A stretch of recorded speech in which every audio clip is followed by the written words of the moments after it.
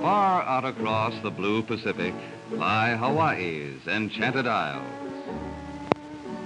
A land of green by friendly hills and black sand beaches washed with creamy surf.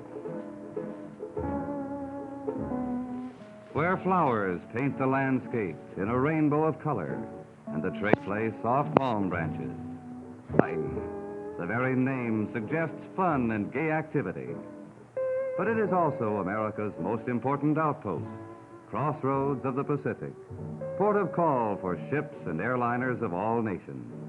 Once too remote for all but a handful of visitors, today there's a new highway to Hawaii. United Airlines Mainline Airway, which brings these magic islands as close as your next-door neighbor. From 75 mainland cities, United's DC-6 mainliners converge on California, the real starting point of your Hawaiian holiday. As flight time nears, the passengers gather in United's Hawaii room. There, over a cup of coffee or pineapple juice, you exchange goodbyes with friends or look over a cutaway model of the great 55-passenger plane you'll soon be boarding, United's double-decked mainliner Stratocruiser. You observe its spacious luxury, the flight deck, the forward compartment with berths for four, large dressing rooms, main passenger cabin, galley, and spiral staircase to the lower deck lounge, rear cabin and private stateroom. In a few moments comes the welcome announcement that the plane is ready for departure and you're Honolulu bound. The captain gives the ready signal to the ground crew. The four 3,500 horsepower engines are started, and the Stratocruiser moves majestically away from the gate, dwarfing the terminal buildings and the waving crowd. Fully loaded at 70 tons, the plane climbs into the air, soaring over the city, the green hills, and the white strip of beach which marks the shore. Ahead are the blue waters of the Pacific, whose long swells become mere ripples below as the plane reaches its cruising altitude and levels off in the smooth upper air. Inside the quiet cabin, the air is pressurized to sea-level comfort, and there's almost no feeling of motion. The stroll about spaciousness of the mainliner Stratocruiser invites a leisurely look around. Back through the main passenger cabin, with its soft reclining seats and big picture windows.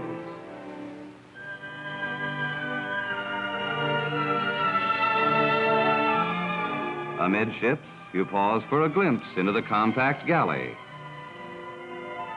and look down the spiral staircase leading to the lower deck lounge.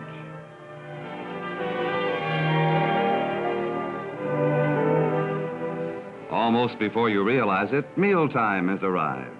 From their storage chests come chilled salads, hot entrees, and frozen desserts.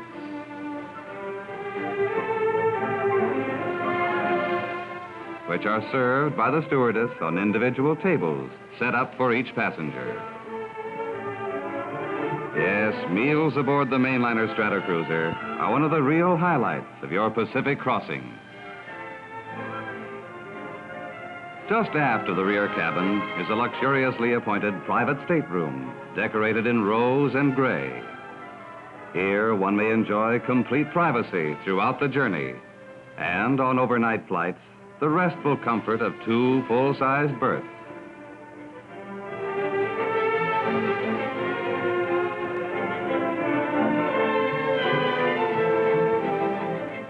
The Hawaiian Lounge downstairs on the lower deck is one of the most popular spots aboard the Stratocruiser. Here's a pleasant place to while away brief travel hours, joining in a game of cards, meeting congenial companions, or enjoying a cool drink from the refreshment bar.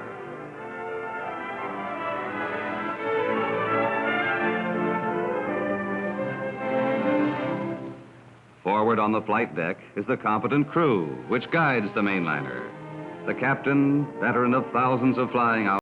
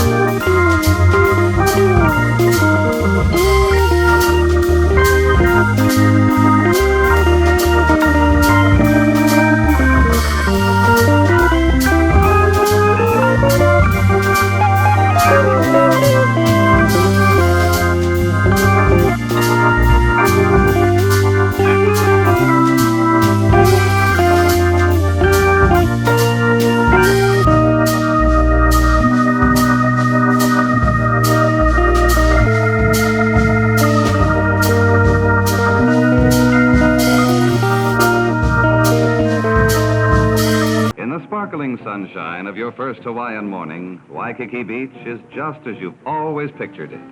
There's the Royal Hawaiian Hotel and the famous Outrigger Canoe Club, where a crew of stalwart beach boys takes us for a sightseeing trip along this crescent of white sand, curved like a pleasant smile between Diamond Head and downtown Honolulu.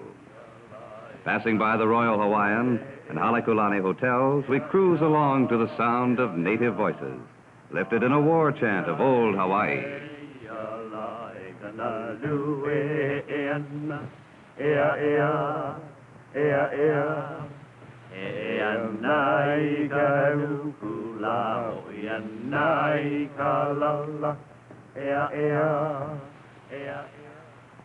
Far out to sea, great rollers are forming, and poised on their snowy crests are the surf riders.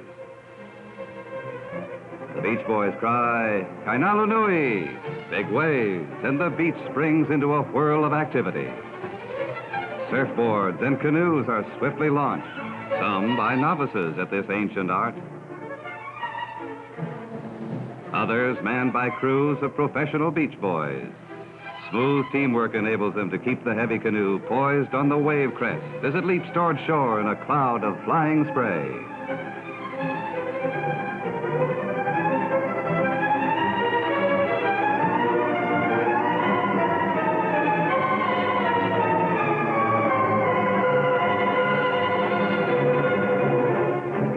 A big wave approaches, and the surf riders paddle madly. Then, caught up by the wave's motion, they mount their plunging board, shifting and treading as lightly as a ballet dancer. Look, there's a couple doing a shoulder mount and another riding double, all the while plunging through boiling surf at 30 miles an hour.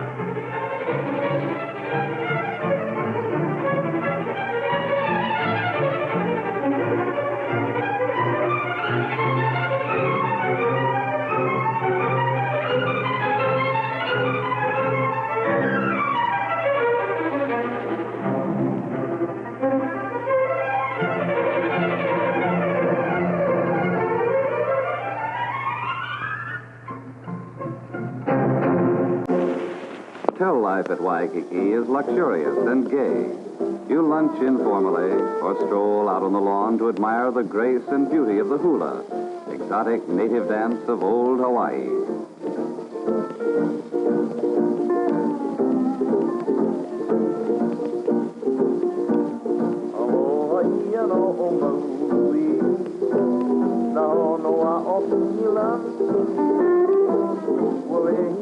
pua rose manie, e pua ala ona ona.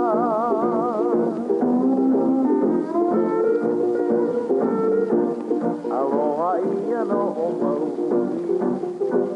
no noa o Bilandi, ue hika pua rose manie. One of the highlights of your visit is the 90-mile motor tour around Oahu in a comfortable gray line limousine.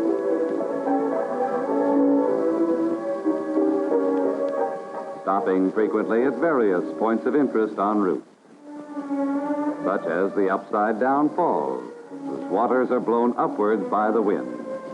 Climbing through a notch in the mountains, we come suddenly to the famous Nu'uanu Pali, over whose 1,200-foot precipice King Kamehameha drove thousands of warriors to complete his conquest of the island.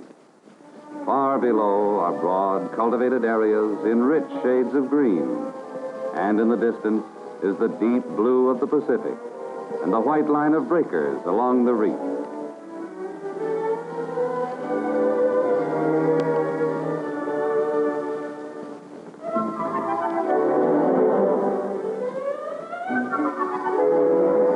The steep Pali Road descends by a series of switchbacks to a region of lush tropical growth. Honolulu, on the other side of the mountain, seems far away as you enter a new world of quiet beauty, a land of small farms and quaint villages where every acre is richly productive. Tropical fruits grow here, such as bananas and papayas, which soon become your favorite breakfast delicacy. And always in view is the restless ocean, lapping gently against sheltered beaches, or crashing down in booming thunder on the shore. Honolulu is rich in history. Here's Iolani Palace and the judicial building dating from the time of the monarchy, with its bronze statue of Kamehameha the Great, who unified the islands and founded the Hawaiian Kingdom. The glory of these ancient days is commemorated during the colorful ceremonies of Aloha Week, held in October each year. Highlight of these ceremonies is a stately Makahiki pageant, reenacting the ancient Hawaiian festival of Thanksgiving and blessing of the crop. The beautiful costumes are faithful reproductions of the priceless originals which are preserved in the Bishop Museum. The Makahiki was a 23-day celebration given over to feasting and dancing.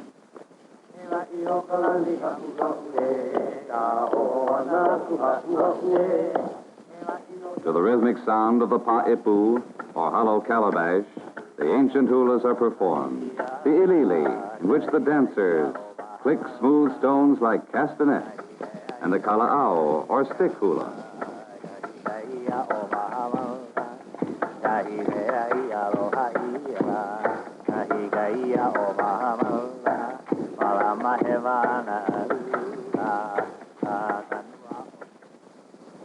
Another feature of Aloha Week is an exhibit of lei making, using fresh flowers in beautiful combinations, or tiny feathers sewn together to form lovely iridescent patterns handed down from ancient Polynesia.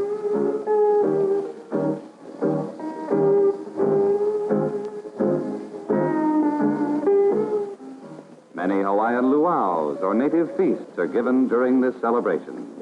The young pig is ceremoniously laid in its bed of red-hot stones and roasted to tender perfection. Fingers take the place of forks, even in the poi bowl. Poi, made from taro root, is an acquired taste and greatly relished by natives and the real kamainas, or old-timers. Honolulu is a modern American city. This is Bishop Street, financial and business center, and this is the imposing City Hall. The modern trolley buses bear strange signs, and even the theaters have Hawaiian names, but occasionally a familiar sign reminds you that you're still in the USA. Honolulu has many fine restaurants that Lau Yi Chai Dainty Chinese serving maids load your table with exotic dishes. If you're brave, you may try to master the art of eating with chopsticks. But a shrimp can be surprisingly stubborn at times. Oops, dropped it again. Once more. Ah, he made it. Honolulu's residential section is a riot of color during most seasons of the year. The streets are lined with flowering trees, such as the royal poinciana, which puts forth a mass of brilliant blossom. And everywhere, blooming in infinite variety, is the hibiscus, favorite flower of the island. But the outstanding difference between Honolulu and other American cities is its racial blending. 2/3 of its citizens are non-Caucasian. These races, and the Hawaiians also, have freely intermarried, producing a happy brood of brown-faced children, who nevertheless are thoroughly American. But the ancient ways of Hawaii are also part of their inheritance, finding expression in graceful native dances.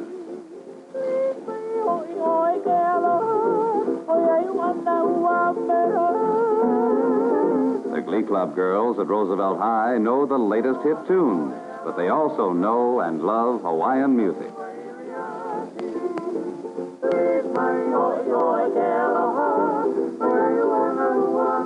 In the heart of Honolulu is the University of Hawaii, with its fine buildings, excellent laboratory facilities, and its rabid crowd of football fans. These Husky lads have played the game from childhood, usually in their bare feet. And the girls are adept in leading a long cheer for the boys in green. Over 90% of the world's pineapples are grown and packed in Hawaii. Pineapple slips are planted in double rows through long strips of tar paper, which conserve moisture and cut down weeds. 2 years later, the crop is harvested by the aid of automatic machinery and trucked to the cannery.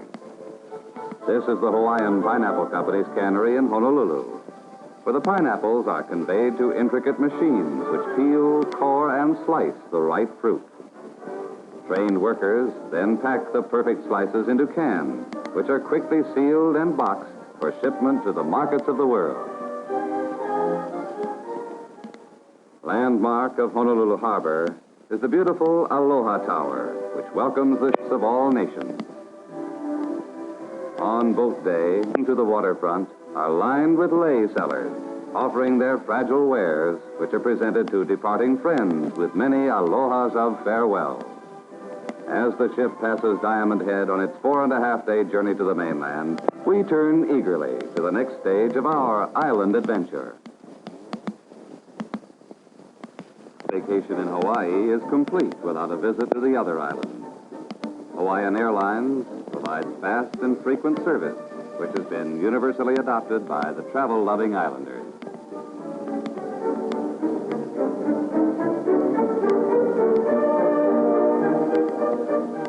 Leaving Honolulu Airport, the plane heads northwestward for the brief flight to Kauai, the Garden Isle.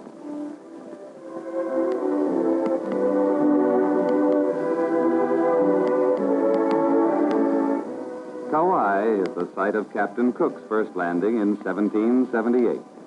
Its chief town is Lihue, and its harbor bears the delightful name of Nauwili. Clothed in rich shades of green from shoreline to summit, there's no fairer sight in the world than Kauai, a gem of beauty rising from the sea. Its rugged coastline is backed by broad areas of cultivation, broken here and there by tiny sugar mill towns, and culminating mountain mass of Waialeale, over 5,000 feet high.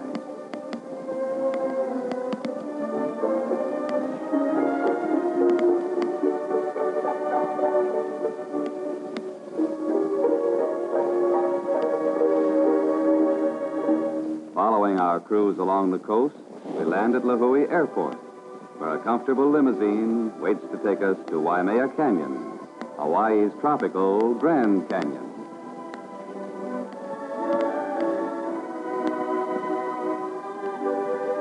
Along flower-bordered roads, we climb to the canyon's brink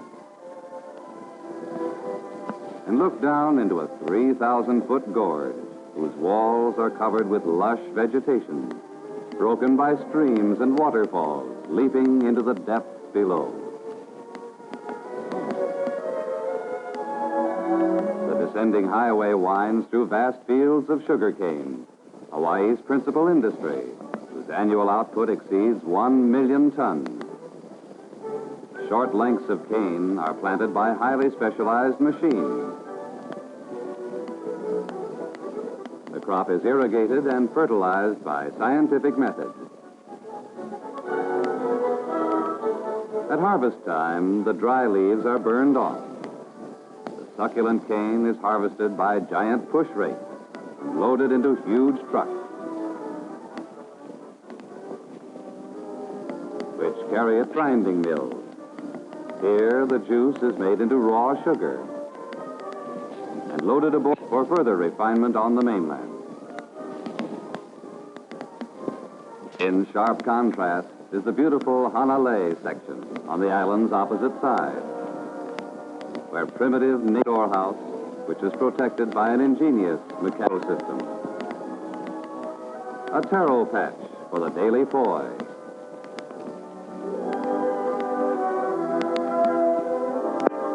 And an inexhaustible supply of fish for the ting. Our island hopping tour continues with the Valley Isle. Maui is a land of high mountains, rugged cliffs, and broad valleys. Its beauty is unspoiled, and its hospitality is famous throughout the territory. On the east side of the island is Hotel Hanamaui, whose low buildings, shaded by broad verandas, are set in the midst of a tropical garden. Here we're ushered into a little private world of peace and relaxation. Every luxury is provided in a setting of tropical beauty, and good living is of prime consideration. Time at Hana slips by in an easy cycle of riding to the native village. Such beauty spots as the Owl Valley and its famous needles. For the energetic, there are games of all kinds. Or you can spend lazy hours on the private beach, watching surf riders skim the waves to shore.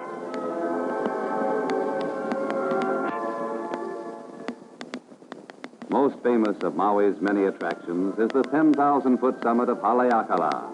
This great dormant crater, largest in the world, is 21 miles in circumference. Sure-footed horses carry visitors to the floor of this great pit where they explore the lava formations, volcanic caves, and giant cinder cones. Sunrise or sunset from the crater rim is one of nature's grandest spectacles. Hawaii, referred to locally as the Big Island, is nearly twice as large as all the other islands put together. The approach to Hawaii is along the beautiful Hamakua coast. Hilo, its principal city, is about 200 miles from Honolulu. Deplaning at Hilo's modern airport, you stop to purchase leis of native orchids before taking a tour of this fascinating island, stopping to admire the view of Hilo Harbor and lofty Mauna Kea. In this tropical climate, flowers bloom everywhere. Gardens of native orchids higher than your head, and rare cultured varieties as well. Anthuriums, whose waxy blossoms are highly prized, bird of paradise flowers, and the spectacular torch ginger, aflame with color. Near the entrance of Hawaii National Park is the giant fern forest.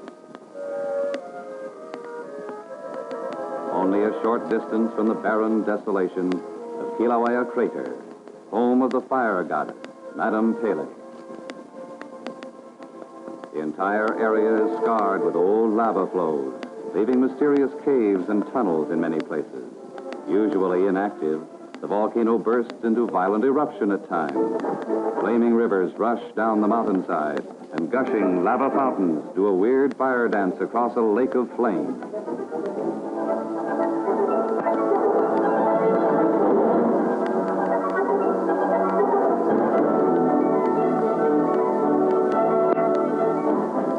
Descending the mountain, we approach the lovely Kona coast. Here is Kona Inn, which soon captures your heart with its atmosphere of luxurious ease and contentment.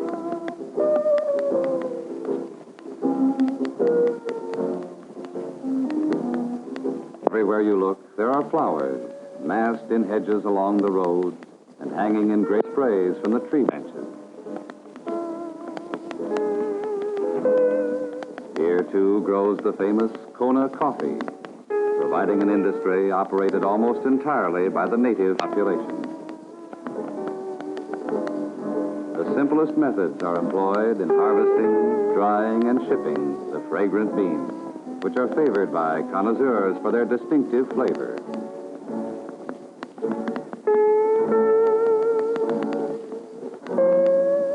A short distance from the inn is Hononau, ancient city of refuge, behind whose lava wall fugitives found sanctuary even from the wrath of the king. Life in this peaceful village has changed little from the ancient days. The land is fertile, the climate is mild, and there are always plenty of fish for the net.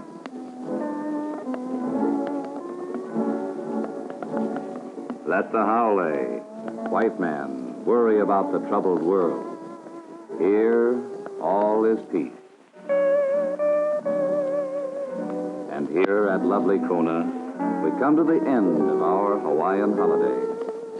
A holiday filled with memories of new scenes and new adventures in this paradise of the Pacific. Thanks to the speed of the modern airliner, Hawaii is hours away from any part of the mainland, and all its wonders can now be enjoyed by travelers who can spare as little as 2 weeks for an unforgettable mainliner vacation.